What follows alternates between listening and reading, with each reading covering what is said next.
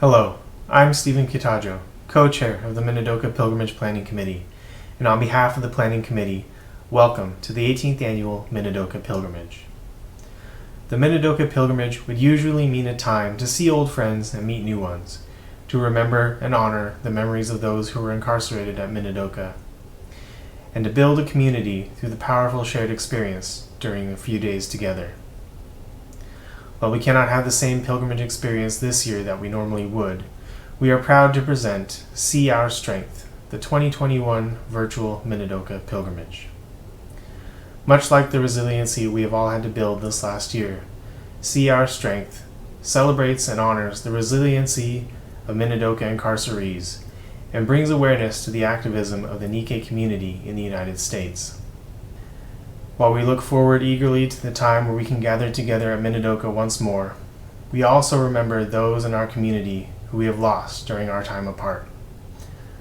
Our work honors their lives, their memories, and their stories. Thank you for joining us on this journey.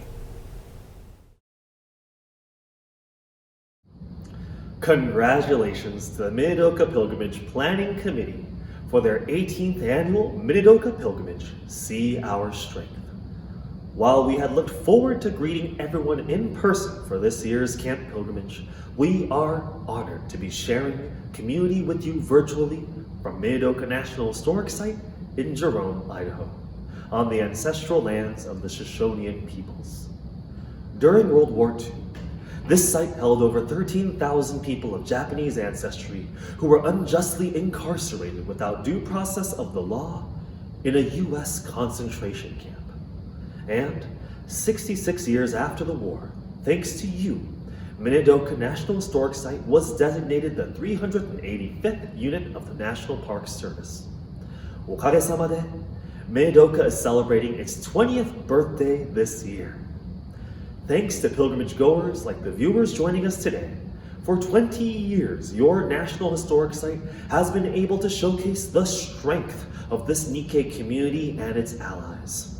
Our community's strength is one rooted in the resilience of the Issei, the loyalty and resistance of the Nisei, and the activism, organizing, and remembrance of the Sansei generation.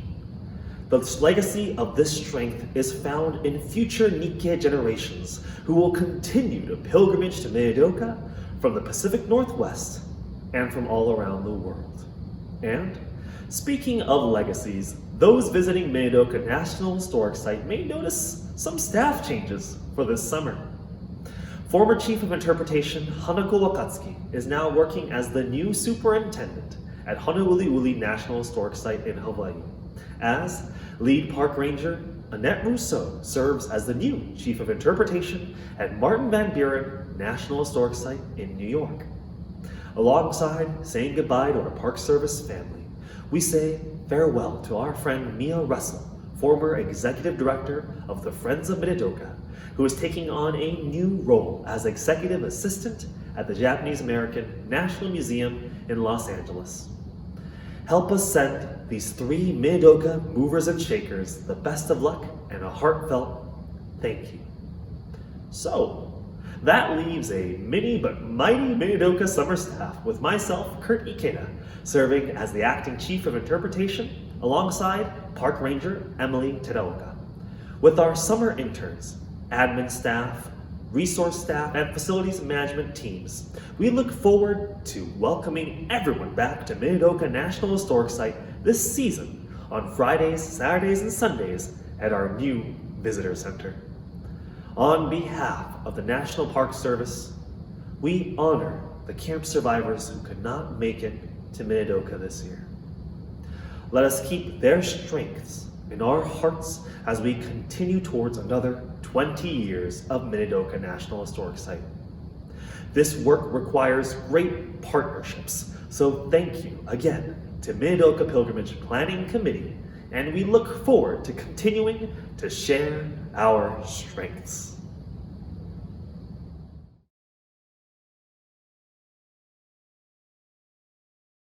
My name is Yasuko Kinoshita Aratani.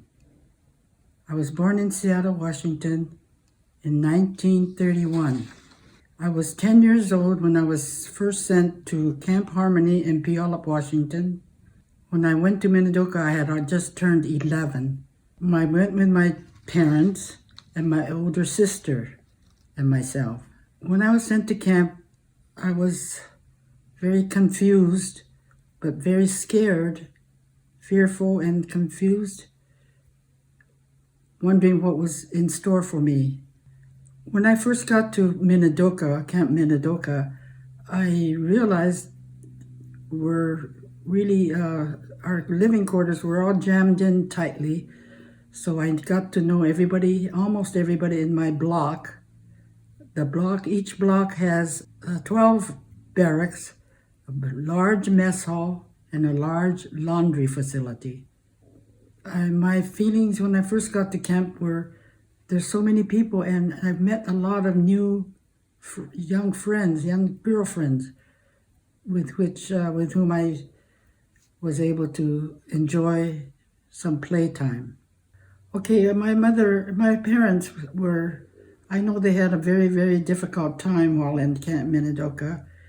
My father was an amputee, and consequently he could not leave the unit where we lived, which meant that my mother had to bring in all his meals 3 times a day, and in that respect I was able to help her by carrying around a thermos with his hot tea.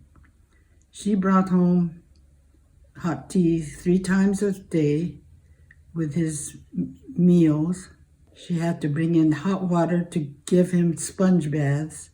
She had to carry around a chamber pot because he couldn't go to the bathroom, or the toilet, I mean. And she was doing that every day, several times a day, and it was a very much hardship for her. For my dad, it was really difficult because he had to swallow his pride and accept all these services that my mother was bestowing on him. Very difficult for them.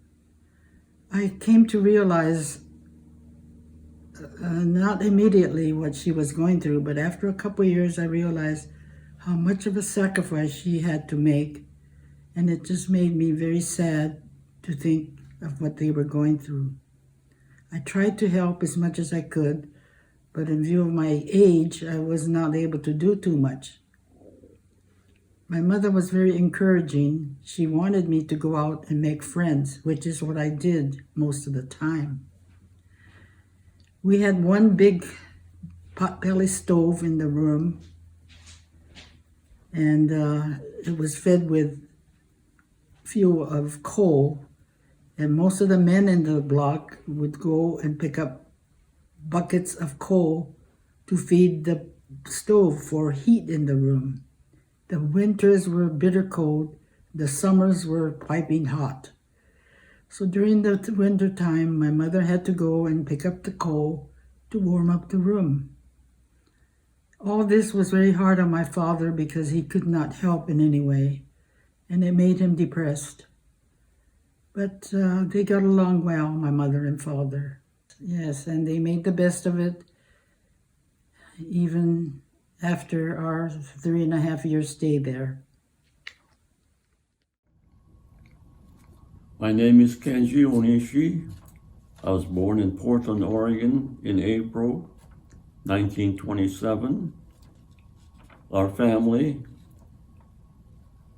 mother, 3 sisters, a younger brother, and myself, the 6 of us, were sent to the Portland Assembly Center and then on to Minidoka, where we spent the 3 years or so at the Minidoka camp.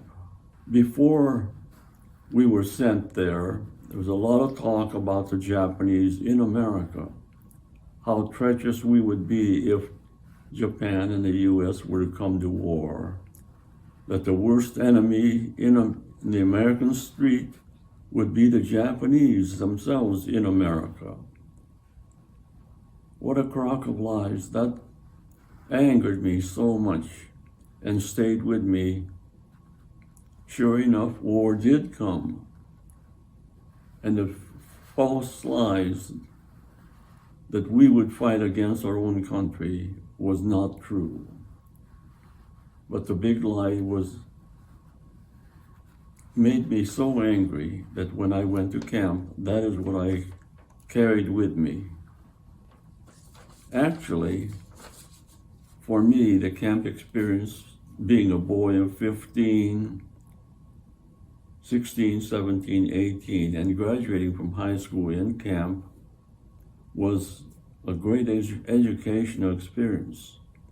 I learned many things about living with people, meeting strangers, learning to be congenial, polite, cooperative, sharing the same space with hundreds of others, and knowing they too were so polite. I think the biggest thing to know about my camp experience was the geography of Idaho. I was an armchair traveler, and Idaho was not one of the places I had been. Well, there are very few places I had been. But to learn of Idaho, the beautiful scenery, and especially the farm industry, it was new to me to pick potatoes, top sugar beets, pick beans or whole weed bean fields, cut hay. All of that was so educational to me that I really do appreciate the 3 years in Idaho. My name is Jim Akagi. I was born in Seattle, Washington on December 23rd, 1927. I am now 93 years old. At the time that we went to Camp Minidoka, I was 14 years old and was there with my parents, mother and father, 3 sisters, and a kid brother. When we got off the train at Camp Minidoka, at first outside of the camp was nothing but sagebrush and sand and hot sun that greeted us. There were army trucks waiting to take us to our barracks, which we did, and eventually we settled down for the next 3 years. Thank you so much, everyone, for joining us today. My name is Yoko, and I'm a member of the Minidoka Pilgrimage Planning Committee, and I am going to be moderating today's panel. First, I want to say thank you so much to Yasuko, Jim, and Kenji for being here. We are so lucky that you guys are being so generous with your time and your stories today. So thank you so much. And let's just get right into it. So I want to go in kind of semi-chronological order and start with talking about what you guys experienced immediately following the bombing of Pearl Harbor. So if you have any memories you can share about maybe when you heard the news of the bombing, how you felt, how your family or you were treated, and anything about what you remember from the time before you were actually removed. About 2 months after Pearl Harbor, we had 2 FBI men come to our house, and they turned the place upside down looking for anything that might seem suspicious. They didn't find anything, but they arrested my father and took him away. I was only 10 at the time, so I was crying away. It was really emotional, especially since my father was physically handicapped. He was an amputee, and he walked around with 2 crutches. So anyway, they took him away, and we didn't know for a couple weeks or a couple months where he was. Then we found out he was in a camp, in a prison-like camp in Missoula, Montana. He was suspected of being a spy, I believe, which he wasn't. And eventually, when they found out that he probably wasn't, they escorted him to join us when we were in Minidoka. After Pearl Harbor, or before Pearl Harbor, most of us knew something was going to happen if Japan and the US were to go to war. And it did happen. But anyhow, at the same time, or about the same time, Gordon Hirabayashi and Min Yasui were filing a suit against the U.S., and my attention was mostly to how those cases were going to come about, because I was willing to accept the court's decision, how they decided on the Yasui and the Hirabayashi cases. But most of my thoughts were on those two cases and the way the JACL was presenting the possible move from the coast also. But the decision was not mine. I was willing to go along with what was decided by the older folks who were fighting the case for us. First of all, in Seattle, my family lived in the Queen Anne district, where there was very few Japanese. So all my friends, as I was growing up, was all Caucasian. Pearl Harbor was reported on the radio. My kid brother and I were playing football, and we were told by my brother-in-law to come home right away. Well, I didn't know what it was all about, and I was at that time I was first year in high school, so I really still, even though I was in high school, I didn't realize just what kind of predicament we were in, and later found out that we had to go to a camp, and it was not Minidoka, it was in Puyallup, the camp, and that was the first time that I experienced going into the camp. And when I went to the camp, my brother and I did not know any of the Japanese. So for first several weeks, all we did was play by ourselves. And eventually, one by one, we started to make friends and got to be very nice having Japanese friends for a while, for us. And so at that time, before going to Minidoka, we had our experience of what camp life was all about in Minidoka, in Puyallup. So when we got to, when we were there in the Puyallup for 3.5 months, from March, April, May, and June, August, and we finally got on the train to go to,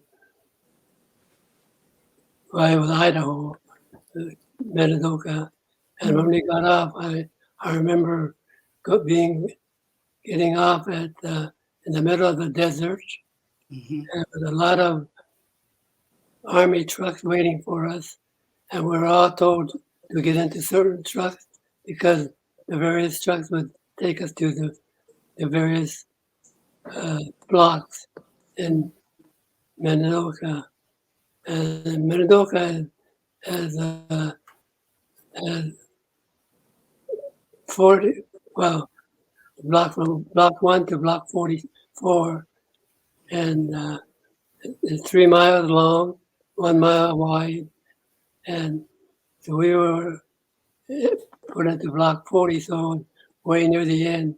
So our room, if you want to call it, or our home for the next 3 years was going to be ours, and we tried to find out everything about what it was all about, and the camp was still being made from block 1 to block 40, block 40 to 44, and so lot of things in our area in the higher blocks, like block 40, where we were.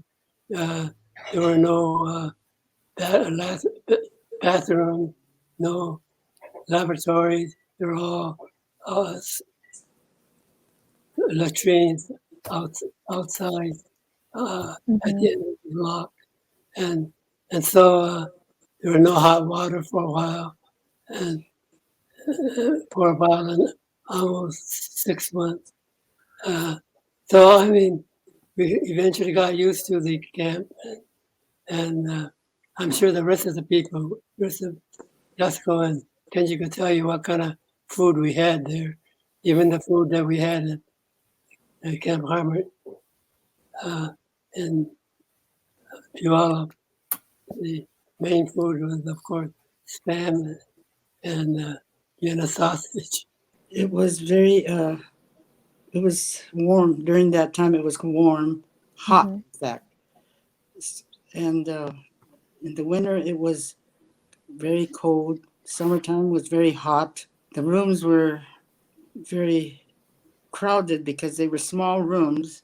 But after my father was taken to Missoula, Montana, he was released and escorted into Camp Minidoka, where my older sister, my mother, and I were already there. My dad joined us, and it was a hard life on my mother, especially because my father couldn't do anything. The bathrooms were, well, in the beginning, he wasn't there yet, but when he finally got there, there was one laundry room that we ladies did their laundry, the showers, the bathtubs, and the toilets. So my father couldn't go to those to relieve himself or to wash himself. And then there was this one big mess hall where all the members of that particular block had to eat their 3 meals. Well, for my mother, it was a very hard time. She had to bring home to my father 3 meals a day, and I would help her by bringing home in a thermos some hot tea for my father. She also had to bring hot water in to bathe him. Bathing means sponge baths, and she also carried back and forth a chamber pot because my father couldn't go to the bathroom.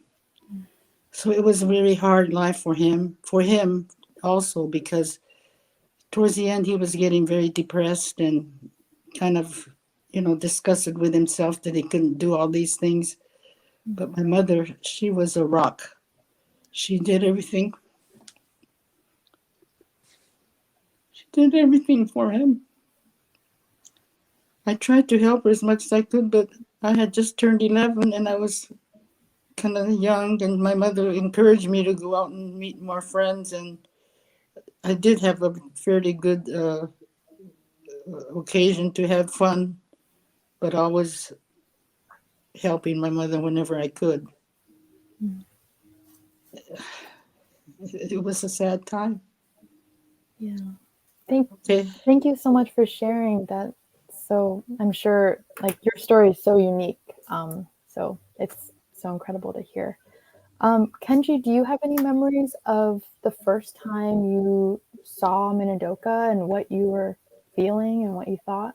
My father was a railroad person, and so my growing up was going from, I could remember different stations when we passed towns, but here, when we came to a stop in Idaho, there were no buildings, whatever, no stations, and I remember saying, "Where are we?" It was just acres and acres of sagebrush and nothing else. And it was a hot day because the summer of 1942, I don't know how it stands in the record book, but it was one of the hottest summers during that time. Anyhow, it was a bright sunny afternoon when the train stopped, and there was nothing where when the train came to a stop and we were told to get out, it was almost like being kidnapped with your being blindfolded and say, "Get out of here." get out and find your way. But it was that kind of a feeling that I had. The train was traveled through the night and day with the shades drawn, so it was dark for most of the ride. And when we opened the door and stepped out into the sunshine, it was quite blinding, and it was very hot. But that was my memory of the train stop. And the Portland Assembly Center was quite different from Camp Harmony in that the 2,700 people from Portland and the area were housed in one great big barn-like building under one roof. And the floor of the building was partitioned like an office cubicles are. I don't know how big the rooms were, but they were maybe 16 by 16 or 20 by 20 with plywood walls. And you could hear the people snoring next door or the babies crying next door, or the couples arguing down the hallway a little bit because there was no such thing as a privacy. I know some people describe it as some people did have to sleep in stalls where animals were kept, but where the stalls were not occupied, it was divided into rooms by plywood rooms. Mm. And people talk about the black flies that still stayed there and the smell of the animals. It was the assembly center was the livestock exposition building where animals were bought and sold and shown to the general public. But we were packed in there like sardines under one roof, as compared to Camp Harmony, which was, I guess, more barracks-like. Mm-hmm. It was I don't say interesting experience, but I did grow up a lot in camp. Mm-hmm. Yeah, we always think of, Seattle to Camp Harmony to Minidoka. So it's really cool to have you here to hear a different story. So I obviously most people who are alive today were kids, youngish people, when they were incarcerated. And I think that is a really interesting experience to have such formative years happen in a prison. So I wanted to hear a little bit from each of you about what your experience as a kid was like, whether that's what kind of activities you might have done or what school was like, or any of the struggles that came along with, growing up in an environment like that. Yes, well, after we got settled in Minidoka, I was wondering, is school going to start? And I'm not sure, maybe these two could tell me, when did high school start? I thought it started maybe in November or something, or late October, I'm not sure. At least into October anyhow. October, yeah, I think, and it was really a farce when you think of the classes that they had. There's one book per room. The teacher had it, and the rest of the students in there had nothing. Until a year later, of course, the Quakers started sending a lot of books to us, so we got books the second year. But the first year we were just listening to the teacher reading the book and everything, and trying to do whatever was possible. And also there was a time, actually the school, after it got started for every year, in October, it would stop school for 2 weeks, high school, because they needed farmers needed people to go out and harvest their crop, because before the evacuation, of course, in in Idaho, there were farmers with their own student children and younger people uh, doing the harvesting. But then when the war came on, many of them were in the service or they were working in the plants, um, so that they didn't have any workers in the field. So they asked the people from Minidoka to come. They would pick them up and take them to Potatoes. their farm. The first time we went, I was on the first time. We went to chop sugar beets, and that was a big experience. Uh, Sugar beets for uh, 2 weeks, and came came. Well, no, during that time, the farmer took us to Boise, Idaho, uh, and everyone told us, be careful when you go out there because there's a lot of rough people who try to beat up on people. And uh, for our group, we were in a group of 8, so nobody bothered us. But we were told by friends of ours that went to other places that they were sort of beaten up, but they couldn't do anything about it.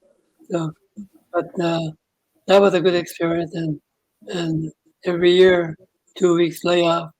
I've been doing. I used to go out and pick up one kind of crop or another, top of it, potatoes, uh, top, onions, things like that, because there's no other way that we can make money. And oh, incidentally, the my father was in charge of the co-op at Minidoka, so he was in charge of all the things that came into the camp, and and so he had a job during the summertime too.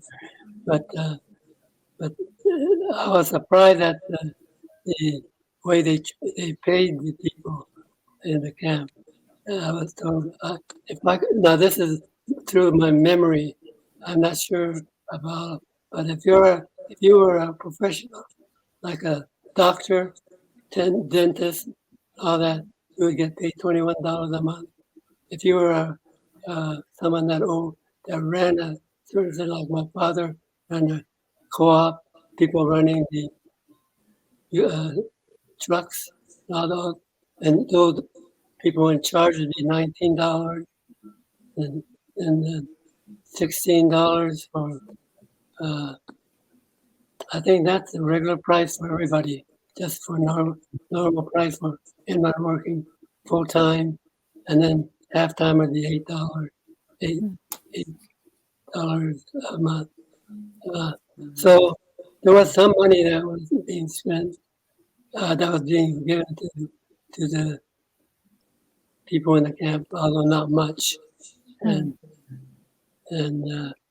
but there was a lot of money going out buying things at Sears Roebuck and all those things because people in the camp were buying things like ice skates, uh, clothing, especially when like Kenji said, the temperature got up to 120 degrees in the summertime and 120 degrees below zero in the wintertime. You had to get warm clothes in the winter and clothes in the summertime. So all these companies like Sears Roebuck and people and those stores were getting a lot of business from the people in the camp because they were put in an ordering all these things, and it was it was good that they were able to do that. What about you, Yasuko? Do you have any memories you want to share about what it was like being Every family in their homes, in their apartments, or in their units had a Sears Roebuck catalog. And that's where we were able to keep warm because we'd buy these warm ski-like clothes. And for me, it was, I was in block 14. And to get to high school, I was 11 at the time. I had to cross a wide span of muddy terrain to get to school. So that meant I had to dress warmly and I had to have these high boots because the mud was so high and dirty and anyway, hard to walk in. So that was part of my recollections of high school. Once I got to Minidoka, I was fortunate in making a lot of new friends, and we had pretty good times. My mother encouraged me to meet these people, but yet I had to help my mom as much as I could because she had to do everything for my dad. Anyway, my father couldn't go anywhere, and he was starting to get depressed, and I had to cheer him up as much as possible. It was not a good time, and in a way, it was a good time because I did make new friends. For our school kids from Seattle and Portland, it was the first time we ever had a vacation for harvest. We Right. had Thanksgiving holidays and Christmas holidays and spring breaks and so on. One of the first things that happened when we got to Idaho was 2 weeks of harvest vacation, which was a brand new experience for me. But it was a wonderful time to stop school and then go out and pick potatoes and Potatoes. sugar beets and things like that, which we never did before. The high school years for me was really a new experience in life. Geography wise, Idaho was brand new, never saw landscape like Idaho's. Because before we were moved out of the West Coast, I had never been more than 100 miles from home. So every place was a new experience. But that harvest vacation business was a new thing too. And like Yasko says, those are hard times, but there were a lot of good times as well. I don't know of anyone who wasn't angry for being there. In my own family, my father passed away of a heart attack when President Roosevelt issued executive order. And so my mother was in bad shape.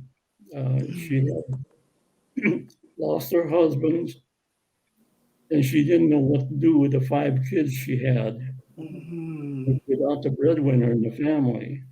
So the 3 years in camp gave her a chance to kind of relax and didn't have to worry about how the kids are going to be fed. Because we weren't kids. I was 15. My brother was 13. The 3 older girls were 17, 19, and 21. So we weren't kids. So everything that happened, the question was, what do you remember as a kid in camp? We weren't kids anymore. We grew up pretty fast, and everything that happened to me uh, was almost I don't say adult experience, but we were not kids. When I think about kids in camp being, 8, 9, 7, 8, 9 years old, those are kids, and even they had a hard time. I can remember Mako Nakagawa's story. She was 5 years old when she went to camp, but her father was taken away too. So she had stories and heartbreaks, just like some of us older kids did. It was a time of anger, but it was a time I can't remember anyone who didn't have some fun to remember, making friends. Like I could remember Jim Akagi playing football. He had a football helmet that was black and red. One of the kids who ordered a football helmet from a Sears Roebuck catalog. The Sears Roebuck catalog was passed out because we had a clothing allowance that the government said you can spend so many dollars Oh, yeah. each year from the catalog. So the catalog was an important thing. Hmm. But I bought for myself a pair of ice skates, like Jim bought his football helmet. Jim, do you remember playing football? Oh yeah, we played lots of football, softball, ping pong, We cards. spent most of the day outside during the season Yeah. playing football in the football season, baseball and softball in the summertime. Yes. And people, if they were in the age of high school, about 13, 14 years old going up, there was a change in everybody at that time. For example, when you're in high school and you're going taking class and everything, you can't help but notice that there's girls around, and there's dancing that could be done. So that's when people start when they get to that age. That's when they're thinking not of football and baseball, but girls. And that was a lot of fun during those days, going to all the dances. But what I used to ask the girls was when it was cold, when it was -5, -10 degrees, you all wore skirts and nothing underneath, nothing from that knees down to the shoes. How could you stand those cold weather? I remember asking the girls that because they didn't wear jeans at that time. They wore skirts and nothing to protect them from the knee down about the cold weather. And there's so many things that happened during the high school years where a lot of people enjoyed themselves as well as having problems at home, and so it was a time to grow up. You had to grow up to think of everything, play time with his friends, and think of your family. One thing that I did notice is that, and it is not only in my family, but I saw this in other people's family, that because of the fact that the government paid for the eats, breakfast, lunch, dinner, and they even gave some clothing, and they did they did whatever they can to help people. There was a sort of a breakdown in the family in some families that I have seen where, like in my family, as soon as I got out of the camp, I was in the army, and then after that, I went to college. I had nothing to do with my folks at all, and until I actually got a job, then I would send money to my folks. But up until then, the children and the folks sort of separated because the children had to find a way to live by themselves. I know a lot of people after the camp days were over, our family did not go back to Seattle because we had nothing there to go back to. We went to Chicago, and there I met a lot of young people my age, and same thing happened to them.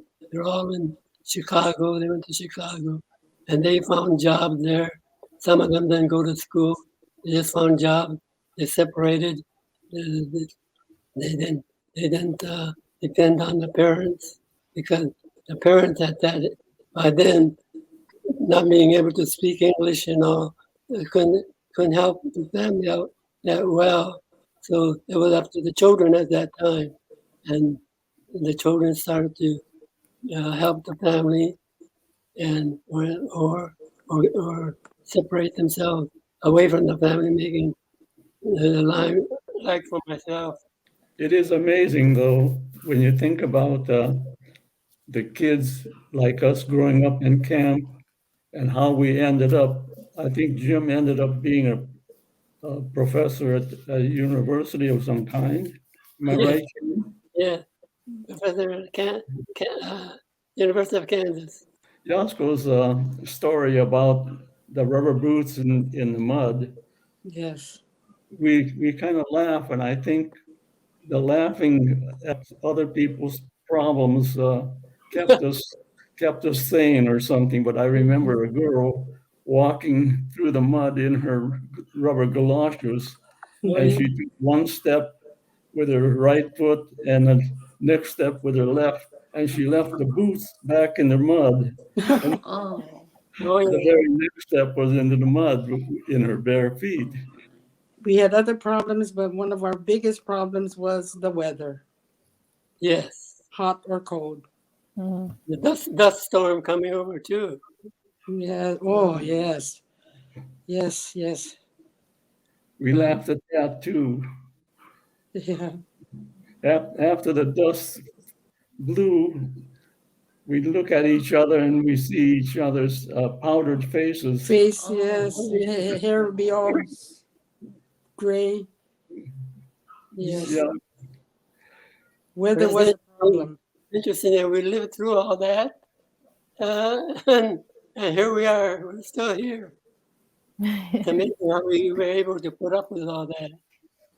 Yeah. That Still here. in our youth, we were able to put up with a lot of these things that happened, a lot of things that happened to our families and everything, whether the weather or bad, bad news, and so it was a tough life, but we withstood all that.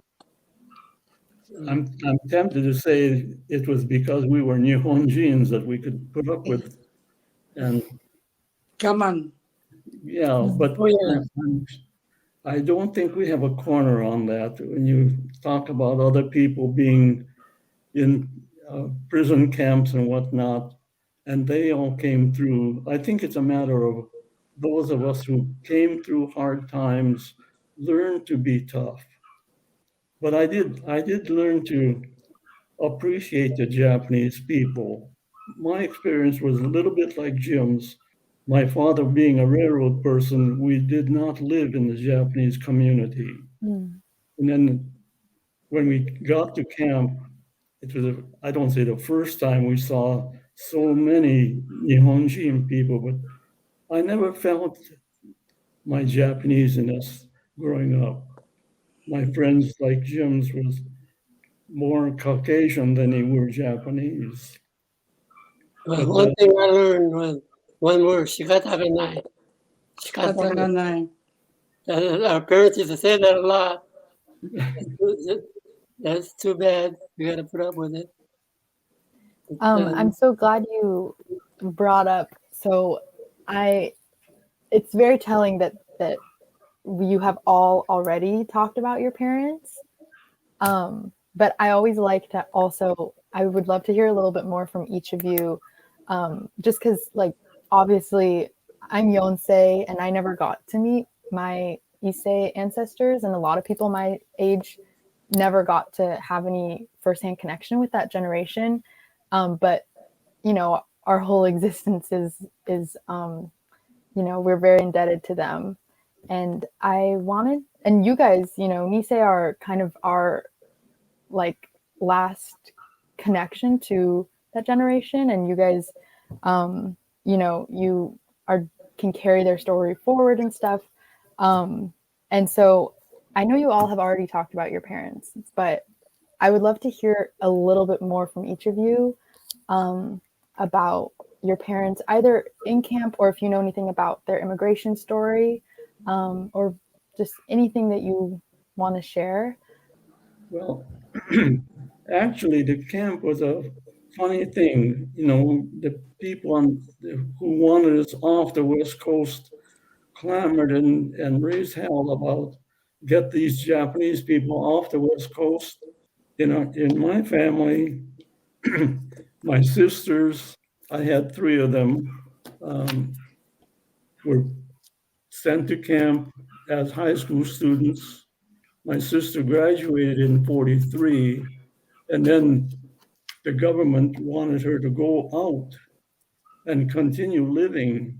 So she was given help to be a student in Chicago.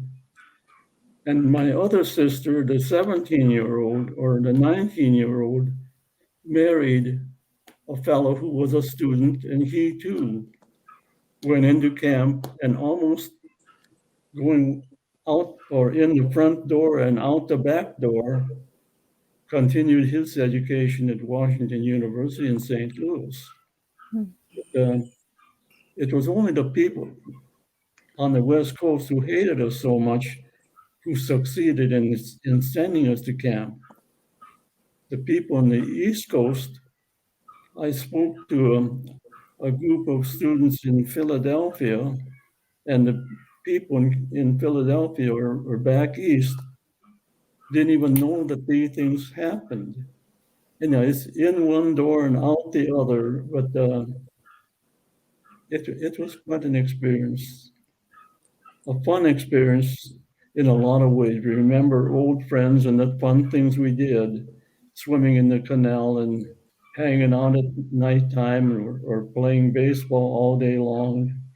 We even had a golf course just outside of my barracks, and I learned to play golf when I was 15, hitting golf balls in the sagebrush, and that has been my passion for the last 76 years or so. When we relocated to Chicago, I was really surprised when my parents, my father and my mother, who couldn't speak much English at all, got on the streetcar, went downtown, tried to find someplace where they could get a job. And they got some small jobs and not paying much. And I respected my parents because of that. And another thing I respect my mother for is when they said that the East states could now become citizens. So my mother studied hard, but she was able to know who George Washington was. But anyway, she finally got her citizenship, and she was very proud of it. Even after all these years, everything that the government did towards her, because they were just alien all the way through. Now she became a citizen. She was very proud. Yasuko, I know you've already talked a little bit about your parents and what they had to go through. Is there anything else you wanted to share about? Well, there is one thing. This is after Minidoka. We didn't go east. We came back to Seattle. Oh, wow. And it was a good time for my father because he was able to go to the bathroom by himself. But my mother's continued to sponge bath him.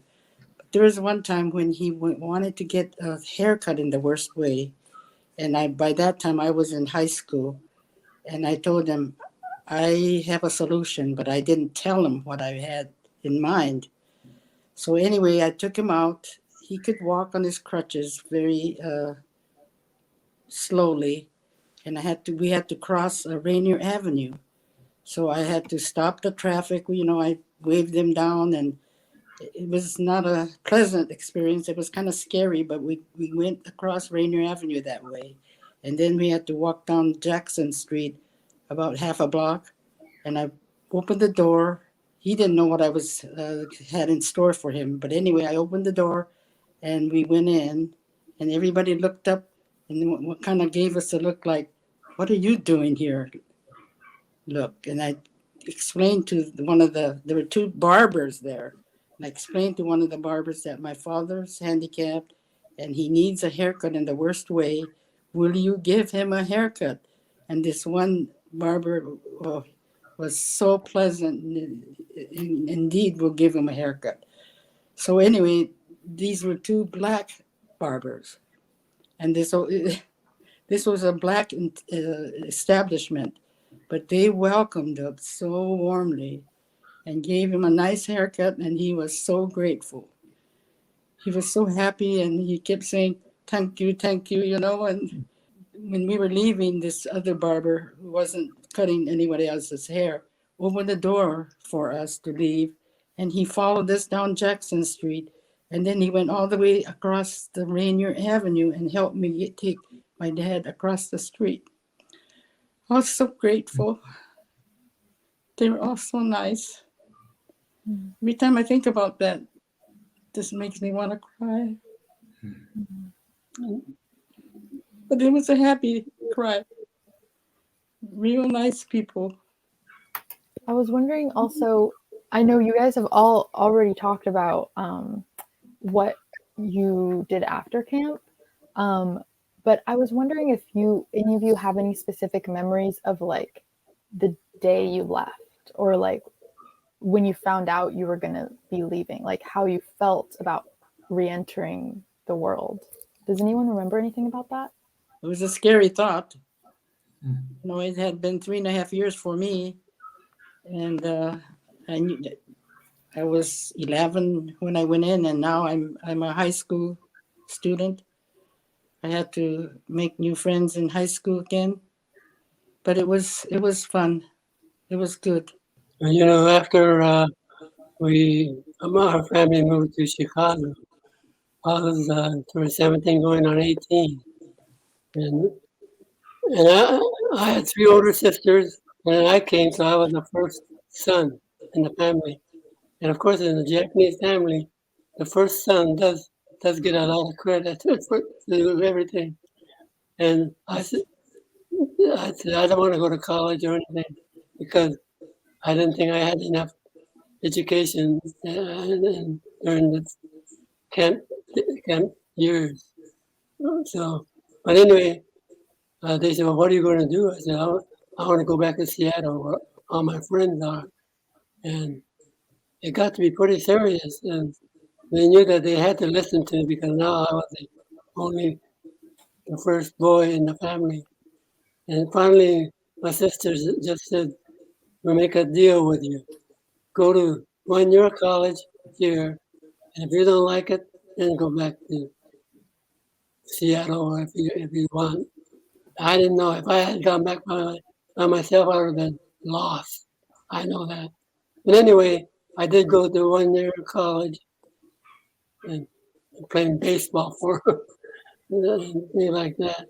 But I made it through the first year, and then the draft caught me, and I went in the Army for 2 years, and that gave me 2 years of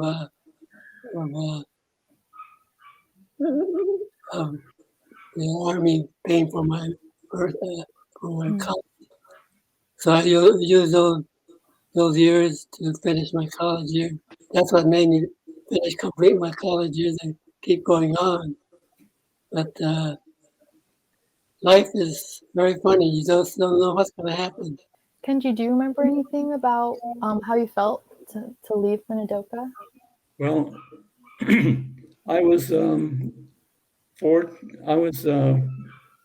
18 in April and registered for the draft. And so when I graduated from high school in June, went to Twin Falls to wait for the Army to call me. And when camp closed, my mother, younger brother, and one sister went back to Portland because they knew of no other place. But I went into the service, and the camp experience made me,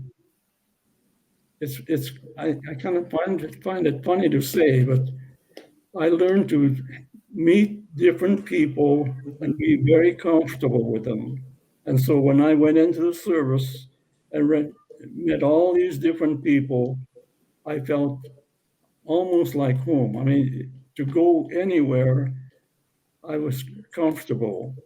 And I spent a short time in the service and came back home with my GI Bill and went to college. But that was my post-camp experience. Go into service, go to college, and I became a grade school teacher with my education. Everything turned out quite well. I was not a good high school student. In fact, I hate to even admit that my grade point average was just barely above graduation. But it was a good time because in 1947, the universities were clamoring for students to come. They wanted the government money too. And so when I walked into the administration building, they almost said, "Welcome, let me give you a great big hug for coming to our school." But everything turned out quite well for us. Obviously, right now, like, you all have been so open and generous, and it's like really great for people of my generation to get to hear your stories. But I know that for a lot of people that wasn't necessarily always the case. And I was wondering, we're gonna have to wrap up kind of soon, but I wanted to hear a little bit about, if have you always been this open? Did you talk about camp much with your kids when they were growing up, or was it more recent that you've been able to talk about it more? James, did you say something? Well, I found out one thing. My kids, I got 2 boys, they weren't even interested in the camp life that I tried to tell them, but no, they heard it from somebody, they read about it, and that's all they wanted to know. But then that's the third generation. And the fourth generation, they started to get a little more interesting. And right now, I have one girl. She's small, young, very young. She's very interested in what. Oh, she's not Japanese. She's half Japanese, and she's very interested in what happened to us during the war. So I'm giving her a lot of information about what happened to us, and she's really very seriously uh, reading about it. So I hope that carries it on. That's great. What about you, Yasuko? Well, I've never talked to my children about my experiences in camp and after camp, but of recently, since I've been talking about this Zoom meeting, I have shared some information with them, and they're kind of anxious to watch all this and learn more about what I went through, what my mother went through, and what my father went through. Mm. Yes. What about you, Kenji? Well, I was asked to speak to a church group in 1947. There was I think the church people, as a group, were more aware of what we went through, and I was asked to appear before a church meeting um, to talk about our experience. And since then, I had been asked to talk to school children and school groups. So I don't know just how that happened. But I've been speaking at one school for 25 years. A couple of weeks ago, a mother of a student in Philadelphia had heard that I was talking, and through friends, said, "Why don't you ask Kenji to talk to the students about it?" So that's I've been doing this for a number of years now.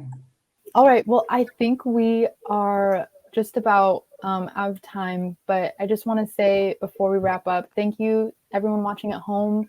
But you guys, thank you so much, Yasuko, Kenji, and Jim. This was so amazing, and hearing, especially at the end, hearing about the different ways that you guys have talked about these experiences or not gotten to talk about these experiences. It's just such an honor to be part of this conversation and to be part of starting these conversations in your own family. And yeah, we're so glad that you have been so generous, and thank you so much.